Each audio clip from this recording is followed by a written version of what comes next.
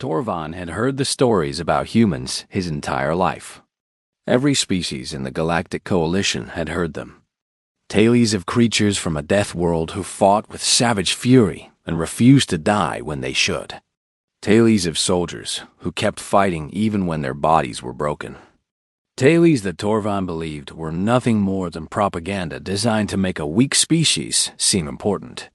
He stood at the observation deck of the Volanthi, vessel silent witness, and watched the planet below. Kethris 4 was a harsh world of black rock and poisonous air. The Scarth Dominion had turned it into a fortress. 50,000 soldiers waited on the surface, along with defensive walls, gun emplacements, and orbital cannons that could tear a ship apart in seconds. The Coalition had tried to take this world 3 times before. Each attempt had ended in failure and death. "You seem troubled," Commander Aelith said as she walked up beside him. Torvan turned to face his superior. Aelith was old by Volanthi standards. Her scales faded to a dull gray, but her eyes were still sharp. She had served in more conflicts than Torvan could count. "I am not troubled," he replied. "I am confused. The Coalition has assigned only 300 humans to this operation. 300 soldiers against 50,000. This is not a military strategy. This is a political gesture." Aelith did not respond immediately. She simply looked at the planet with an expression Torvan could not read. "Have you ever seen humans fight?" she asked. "I have reviewed the tactical data. Their reflexes are slow compared to the Karathi. Their strength is inferior to the Tullux. Their technology is decades behind the Volanthi standard. I fail to understand why they have such an exaggerated reputation." Tactical data. Aelith made a sound that might have been laughter. "I watched humans fight on Varaxis 7. I have never spoken about what I saw there. I do not think I ever will." Torvan wanted to ask more, but the communication system activated before he could speak. A human voice filled the observation deck. "Coalition Command, this is the Resolute Dawn. We have arrived at the designated coordinates and are preparing for deployment. Colonel Hayes sends his regards and requests updated enemy positions." The voice was casual, almost cheerful. Torvan found it deeply inappropriate given the circumstances. He activated his personal display and accessed the personnel files for the human contingent. Colonel Daniel Hayes was their commanding officer. 47 years old by human measurement. 23 years of military service. Decorated in 12 separate engagements. The colonel's second in command was Lieutenant Commander Laura Mitchell. 34 years old. 15 years of service. Her file contained a note that her younger brother had been killed in a Scarth attack 4 years ago. Torvan expected to find anger or hatred in her recorded interviews. Instead, he found only cold professionalism. She spoke about combat the way a scientist might speak about an experiment. "I would like to observe the human briefing," Torvan said. Aelith nodded. "I thought you might. I have already arranged access to their communication channel." The display shifted to show the interior of the human ship. Torvan saw the Marines gathered in a large room, checking their weapons and equipment. They wore heavy armor suits designed for hostile environments, but they moved in them as if the weight meant nothing. Colonel Hayes stood at the front of the room. He was a large man with gray at his temples and scars on his face that spoke of past battles. When he spoke, his voice was calm and steady. "Listen up. The Coalition has tried to take this rock 3 times. 3 times they failed. Command has decided that maybe it is time to let the professionals handle it." The Marines laughed. It was not nervous laughter. It was the laughter of people who found genuine amusement in the situation. Zone Red is the most heavily defended sector on the planet. The Karathi refused to assault it. The Tullux called it a death trap. Coalition Command has designated it as our primary objective. More laughter. Torvan did not understand what was funny. Intel says we are facing approximately 12,000 enemy soldiers in Zone Red alone. They have armor support, artillery emplacements, and a bunker complex that goes 6 levels underground. A Marine in the front row raised her hand. Torvald checked the identification tag. Private First Class Megan Torres. Sir, that sounds like a fair fight. Are we sure we do not need backup? The room erupted in laughter again. Colonel Hayes smiled. I asked the same thing. Command said they would send reinforcements if we requested them. I told them not to bother. Lieutenant Commander Mitchell stepped forward. She was smaller than many of the other Marines, but something in her posture made her seem larger. Her eyes scanned the room with the focus of a predator. We drop in 30 minutes. Check your gear. Check your squad mates. If you see something wrong, fix it now. There will be no second chances down there. The mood in the room shifted instantly. The laughter stopped. The Marines became focused and silent as they performed final equipment checks with practiced precision. Torvald watched a young Marine help an older one adjust his armor seals. He watched 2 soldiers share ammunition without being asked. He watched a sergeant walk down the line and personally inspect every weapon in her squad. They are not behaving like soldiers about to face impossible odds, he observed. No, Aelith agreed. They are not. What are they behaving like? Aelith took a long time to answer. When she finally spoke, her voice was quiet. Like hunters who have finally found prey worth hunting. Torvald returned his attention to the display. The Marines were moving toward their drop pods now, their movements efficient and purposeful. There was no fear in their body language. No hesitation. Colonel Hayes was the last to enter his pod. Before he sealed the hatch, he looked directly at the camera that Torvald was watching through. For a moment, it seemed like the human was staring right at him. Then Hayes smiled, gave a casual salute, and disappeared inside. The drop pods launched moments later. Torvald tracked them on his display as they fell toward the planet's surface like a rain of metal. 300 humans against 50,000 Scorith. Against fortified positions and heavy weapons and soldiers bred for war. He began recording his observations. This would be a minor footnote in military history, he was certain. A small human contingent that tried and failed to take an impossible objective. Their sacrifice would be honored, perhaps, but ultimately forgotten. The first pods hit the ground. The first shots were fired, and Torvald began to understand how wrong he was about everything. The drop pods hit the surface of Kethris 4 in a pattern that Torvald recognized as a standard assault formation. The humans had landed directly in the center of Zone Red. Surrounded on all sides by enemy positions. It was, from a tactical standpoint, suicide. Torvald activated multiple observation feeds to track the human advance. The first thing he saw was death. A Scorith ambush team had been waiting near the landing zone. They opened fire the moment the pod doors opened. 4 humans died in the first 30 seconds. Their bodies fell to the black rock and did not move again. Torvald expected chaos. He expected panic and screaming and a desperate retreat. That was how most species reacted when an ambush killed their soldiers so quickly. The humans did not panic. They did not even speak. Torvald watched as the surviving Marines moved with a coordination that seemed impossible. There were no verbal commands. No officers shouting orders. The humans communicated through hand signals and body movements, flowing around the ambush site like water around a stone. Sergeant Kevin Ortiz led a fire team of 8 soldiers toward a fortified bunker. The Scorith defenders saw them coming and opened fire. 1 Marine fell. The others did not slow down. They reached the bunker entrance and went inside. Torvald switched to a different feed that showed the interior. What he saw made his scales tighten against his body. The humans were not fighting like soldiers. They were fighting like something else. Something older and more savage. They moved through the bunker corridors with terrible efficiency, killing everything they encountered. Their weapons fired in short, controlled bursts. When they ran out of ammunition, they used knives.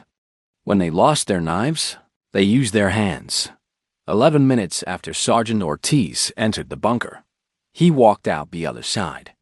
His armor was covered in blood that was not his own. Behind him, over 200 Scarth defenders lay dead. "This is not possible," Torvan said quietly. Commander Aelith did not respond. She simply watched.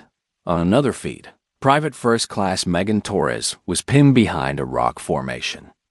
Enemy fire had torn a hole in her arm, and blood was running down her armor in a steady stream. Torvan expected her to call for medical support. He expected her to retreat to a safe position and wait for extraction. Instead, Torres pulled a medical kit from her belt with her good hand. While enemy rounds struck the rocks around her, she cleaned her wound, applied a chemical seal, and wrapped it in a tight bandage. The entire process took less than 2 minutes. Then she picked up her weapon and resumed firing. She should be in shock, Torvan observed. The pain alone should have rendered her unable to fight.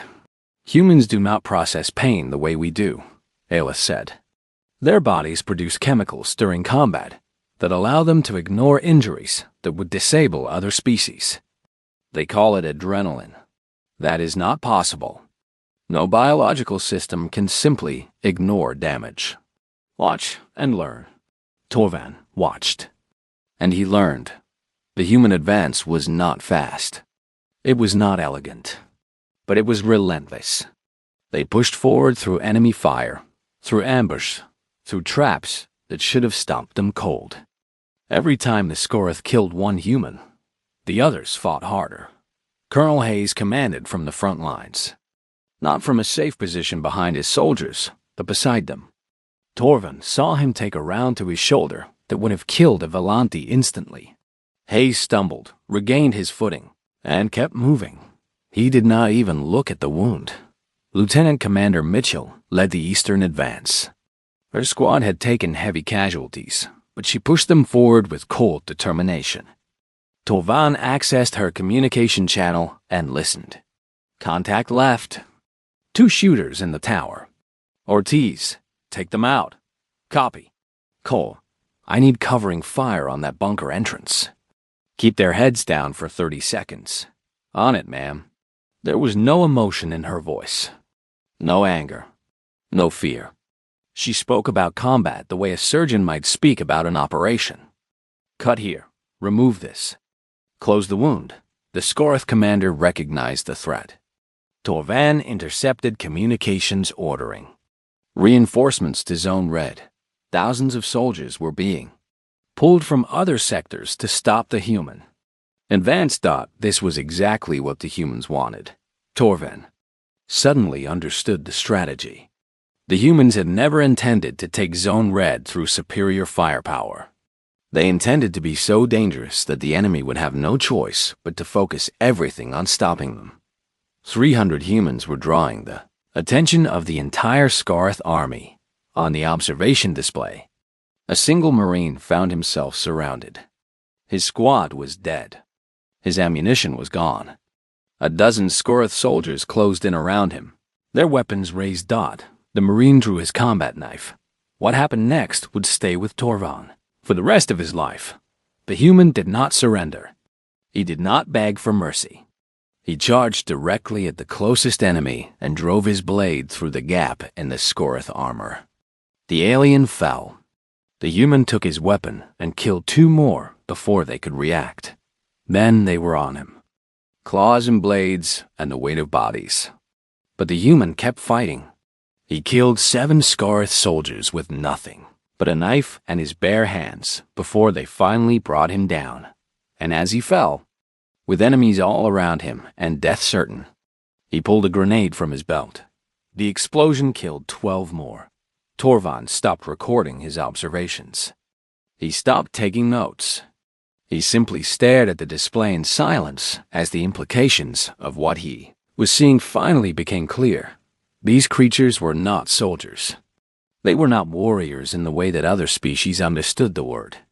They were something far more dangerous. They were predators who had evolved on a world so harsh that death had become just another enemy to fight. And they had learned, over millions of years, that the only way to survive was to be more savage than anything else in the universe. The battle continued. The humans kept advancing, and Torvan kept watching, unable to look away from the horror and the wonder of what 300 humans could do when they decided that something needed to die by the end of the first hour. The Scarth had lost over 3,000 soldiers in zone. Red alone. The humans had lost 47, and they were still moving forward. 12 hours had passed since the humans landed on Kethras 4. 12 hours of continuous combat without rest, without pause, without mercy. Torvan had not moved from his observation post. He could not. What he was witnessing had consumed his entire attention, pushing aside hunger and exhaustion and everything else that should have mattered. The human battalion had suffered 43% casualties. In any coalition military doctrine, this was the point where a commander ordered retreat. No force could maintain combat effectiveness after losing nearly half its soldiers. The humans did not retreat. They pushed deeper into zone. Red. Lieutenant Commander Mitchell had taken command of the eastern advance, after 2 officers senior to her were killed in rapid succession. Torvan watched her move through the battlefield with a focus that seemed almost mechanical. She issued orders, adjusted positions, and directed fire with the precision of a computer. But she was not a computer. She was flesh and blood, and she had been fighting for 12 hours straight. Torvan accessed her personnel file again. He read the details about her brother's death. He expected to see some sign of vengeance in her actions, some indication that she was fighting out of hatred for the enemy who had taken someone she loved. He saw nothing of the sort. Mitchell fought without emotion. Her tactical decisions were cold and logical. When she ordered soldiers to advance into danger, she did so because it was necessary, not because she wanted the enemy to suffer. This disturbed Torvan more than anything else he had witnessed. He understood vengeance. Vengeance was a motivation that existed in every species. But Mitchell was not motivated by vengeance. She was motivated by something else, something that Torvan could not identify. On another display, Corporal Ryan Peters was fighting alone. His squad had been tasked with holding a bridge crossing that connected 2 sectors of the Scarth defensive line. If the enemy retook the bridge, they could reinforce their positions and potentially cut off the human advance. Peters had 3 soldiers under his command when the counterattack began. Within 30 minutes, he had none. They were all dead or too wounded to fight. He held the bridge anyway. Torvan watched as Peters took position behind a barricade, made from destroyed vehicles and enemy bodies. The Scarth came at him in waves, and he killed them all. His weapon ran dry, and he picked up another from a fallen enemy. That weapon ran dry, and he found another. The counterattack lasted 90 minutes. Peters did not move from his position. When coalition medics finally reached the bridge, they found Peters still firing. He had been hit 7 times. His armor was failing. Blood was pooling inside his suit. He refused evacuation until every wounded Marine behind him had been extracted first. Peters died on the bridge, still holding his weapon, still facing the enemy.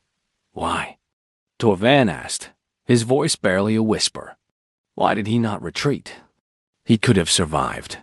His wounds were not immediately fatal. Commander Eleth answered from behind him. Because his squad was behind him.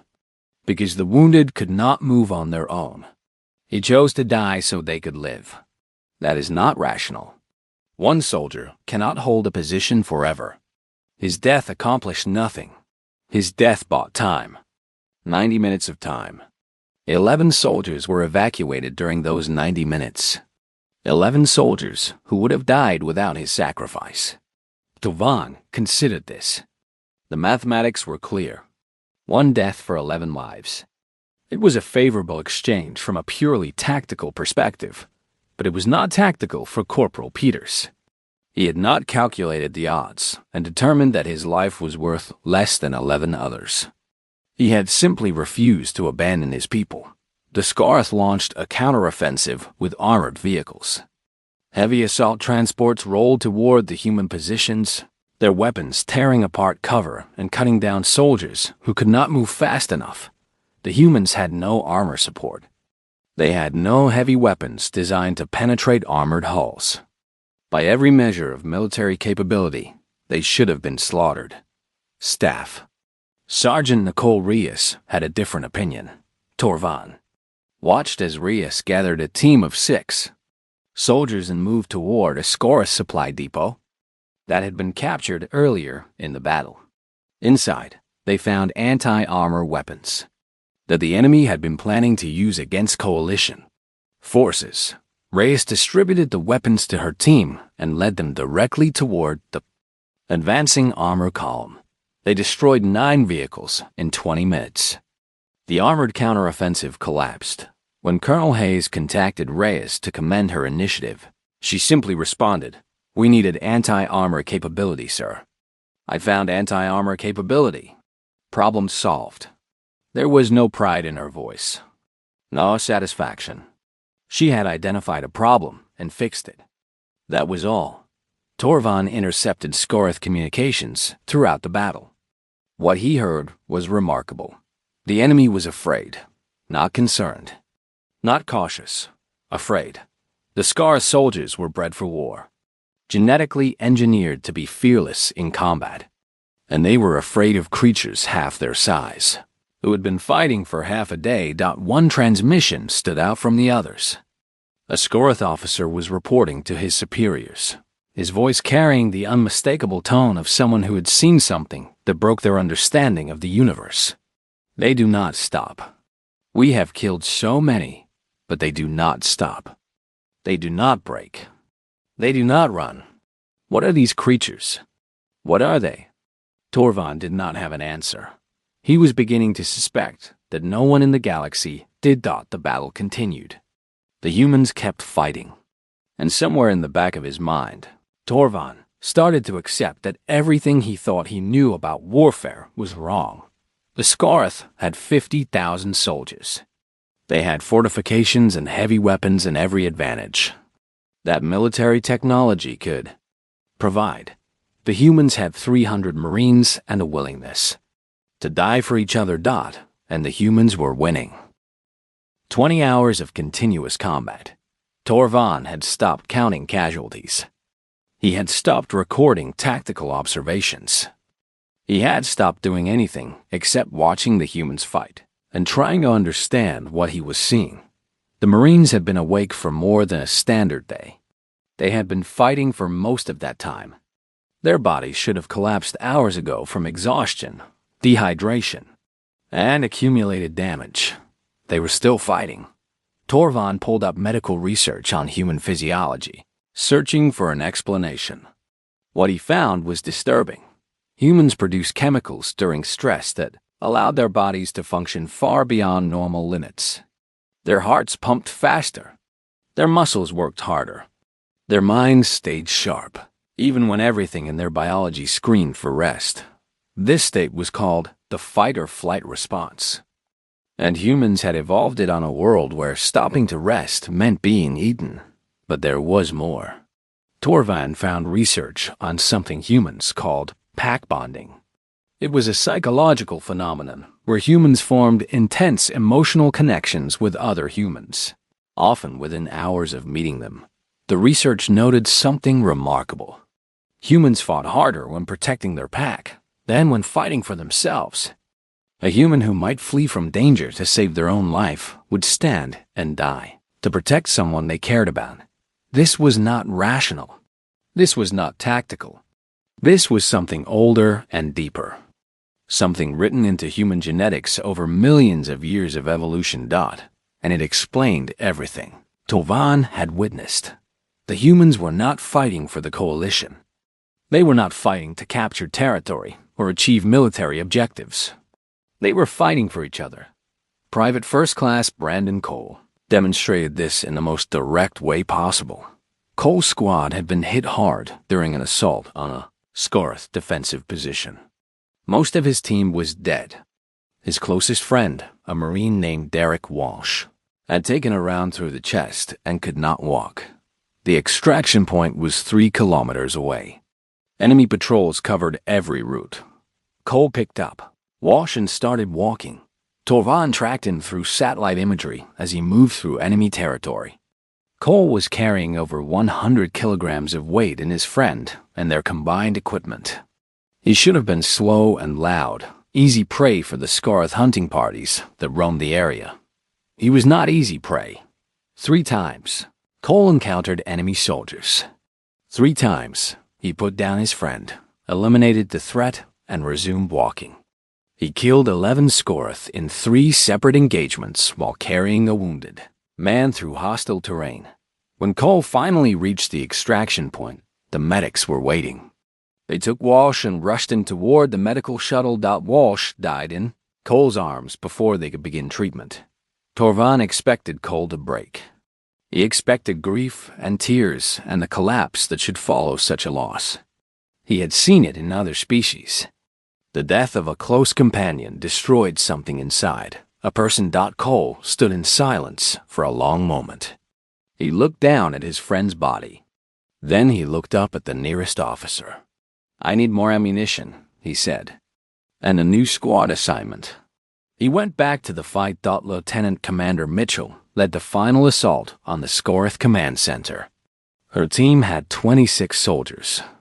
The command center was defended by over 500. Any tactical analysis would have called this assault impossible. The numbers were simply too uneven. Even humans could not overcome a 20-1 disadvantage against a fortified position. Mitchell did not seem to care about tactical analysis. She moved her team into position and briefed them on the assault plan.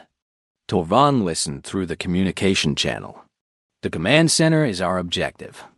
If we take it out, the Scarth lose coordination across the entire sector. Their reinforcements will not know where to go. Their defenses will not know where to focus. We cut the head off the snake, and the body dies." A Marine raised a concern. "Ma'am, the numbers are not in our favor." Mitchell looked at him with eyes that held no doubt. "The numbers have never been in our favor. We are still here. They are still dying. Move out." The assault was not a battle. It was something closer to a force of nature. The humans hit the command center with everything they had. They breached the outer walls through sheer ferocity, pushing through defensive fire that would have stopped any other force in the galaxy.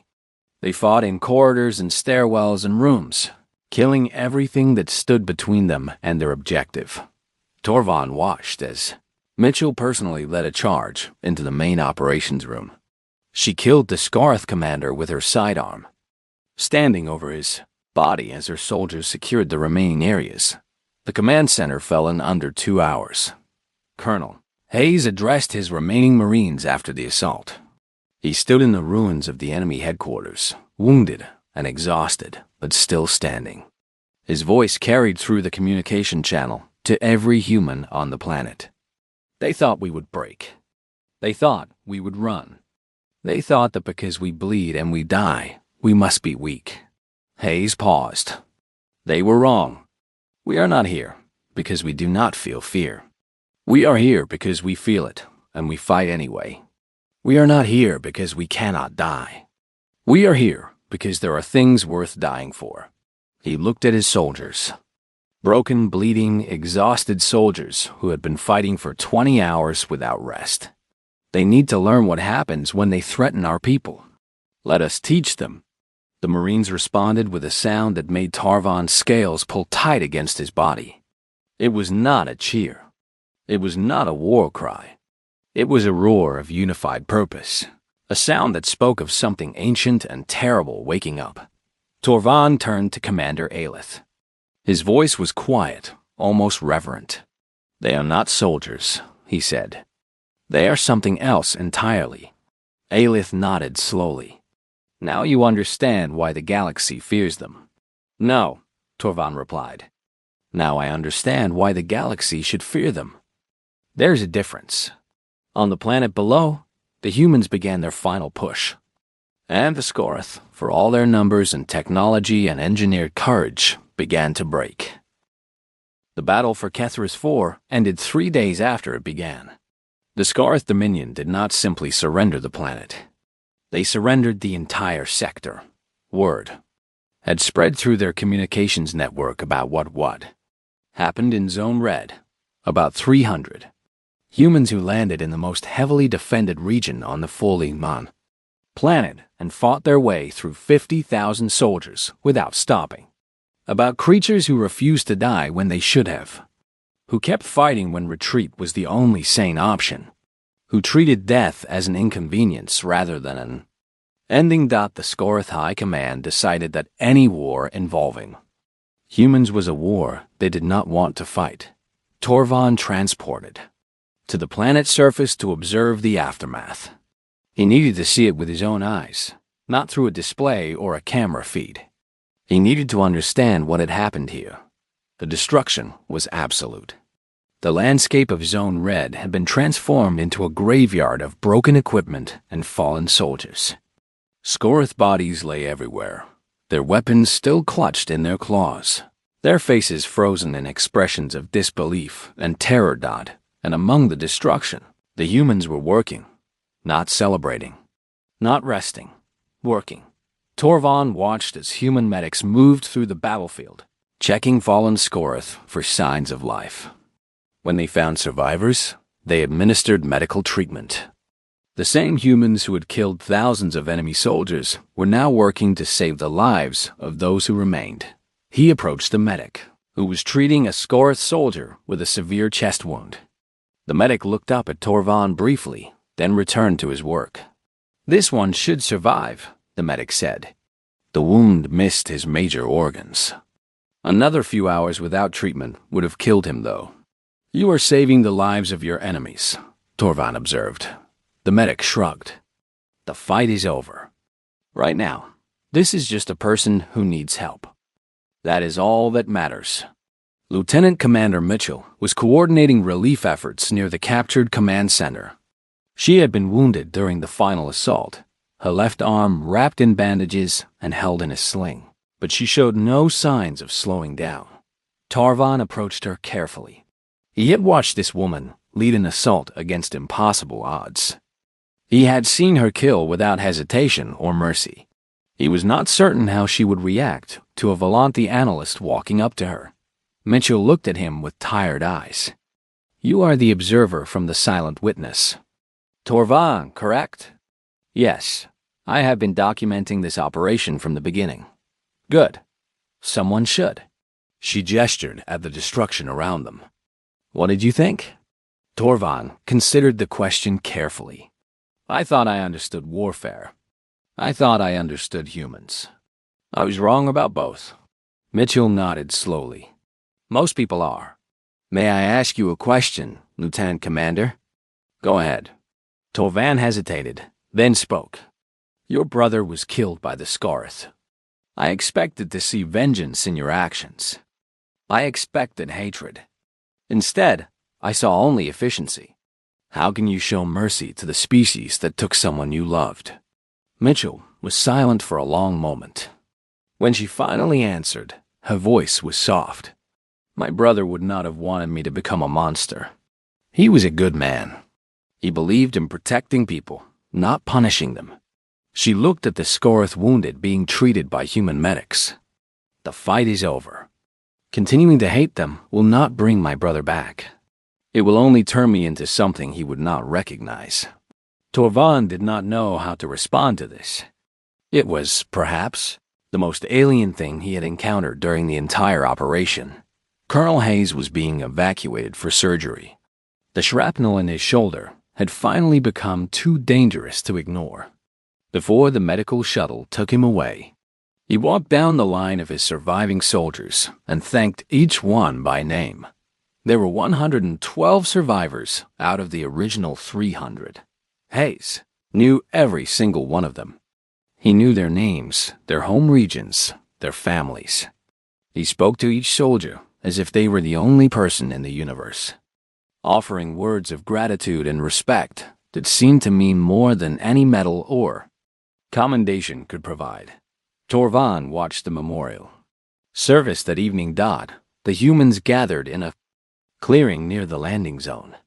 They had constructed temporary markers for their fallen, simple metal stakes driven into the ground with names carved into the surface. 188 names for 188 dead.